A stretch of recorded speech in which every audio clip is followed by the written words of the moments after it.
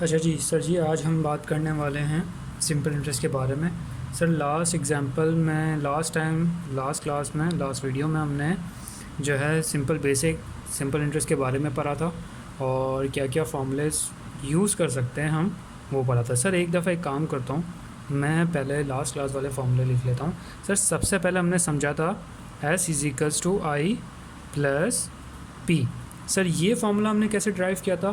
Sir हमने ये example लिखी थी और उसकी बेसिस पे हमने ये फार्मूला ड्राइव किया था।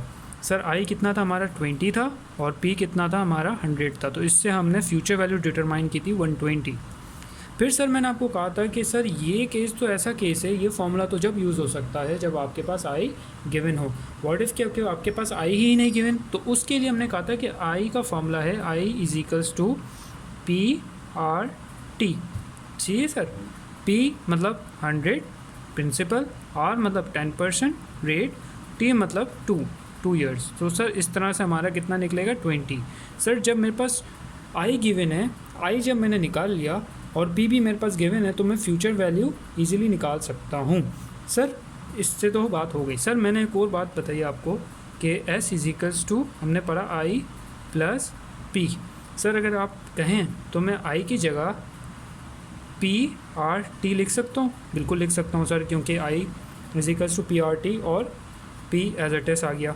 सर अब आप खुद सोचें मेरे पास यहाँ पी कॉमन है, तो मैं पी जो है 2 दफ़ा लिखा हुआ, तो मैं पी को कॉमन ले सकता हूँ, बिल्कुल ले सकता हूँ सर।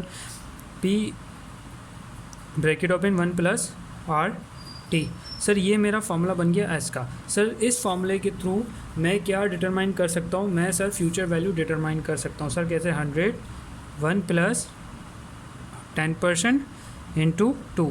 सर आप कैलकुलेट करेंगे तो आपके पास 120 ईजीली आ जाएगा।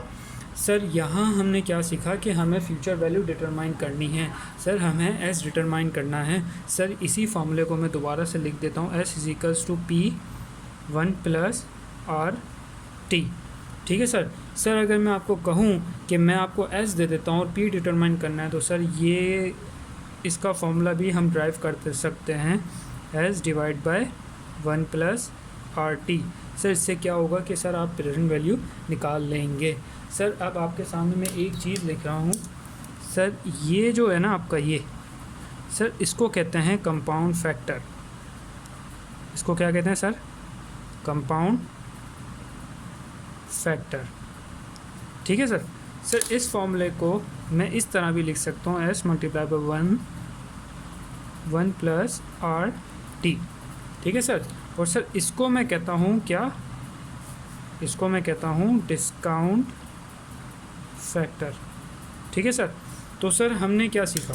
हमने सीखा कि हम आई भी निकाल सकते हैं, सर हम फ्यूचर वैल्यू एस भी निकाल सकते हैं, सर हम प्रेजेंट वैल्यू पी भी निकाल सकते हैं इस फॉर्मूले को यूज़ करते हुए। फिर हमने ये देखा कि डिस्काउंट फैक्टर क्या होता है। सर ये डिस्काउंट फैक्टर मैंने क्यों बताया आपको? सर अगर आप डिस्काउंट फैक्टर निकाल लेते हैं ना, तो आपको डायरेक्टली इससे मल्टीप्लाई करेंगे तो आपकी फ्यूचर वैल्यू आ जाएगी। सर अगर आप कंपाउंड फैक्टर निकाल लें तो क्या होगा? सर कंपाउंड फैक्टर निकालने के बाद आप डायरेक्ट प्रेजेंट वैल्यू से मल्टीप्लाई करें तो आपके पास फ्यूचर वैल्यू आ जाएगी।